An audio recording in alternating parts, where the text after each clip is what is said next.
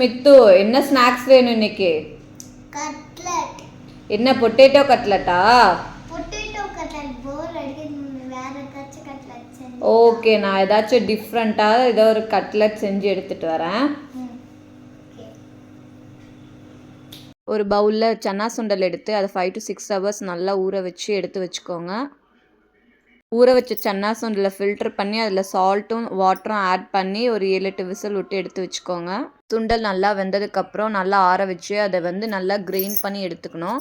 Grind பண்ண சுண்டலை ஒரு பவுலுக்கு ட்ரான்ஸ்ஃபர் பண்ணிவிட்டு அதில் ஆனியன், கடல மாவு 2 டீஸ்பூன், கறி மசாலா 1/2 டீஸ்பூன், தனி மிளகாய் தூள் 1 டீஸ்பூன், பெப்பர் 1/2 டீஸ்பூன் ஆட் பண்ணிக்கணும்.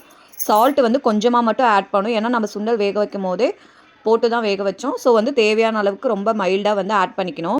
எல்லாத்தையும் நல்லா மிக்ஸ் பண்ணி சின்ன சின்ன பால்ஸாக மேக் பண்ணி அதை நம்ம வடைக்கு தட்டுவோம் இல்லையா, அந்த மாதிரி கையில் தட்டி தோசைக்கல்ல போட்டு நல்லா ஆயில் விட்டு செமி ஃப்ரை பண்ணி எடுத்துக்கலாம். இதை நம்ம டீப் ஃப்ரை கூட பண்ணி எடுத்துக்கலாம். இந்த சன்னா கட்லெட்டை ஈவினிங் ஸ்நாக்ஸாக அவங்க குழந்தைங்களுக்கு செஞ்சு கொடுத்து பாருங்கள்.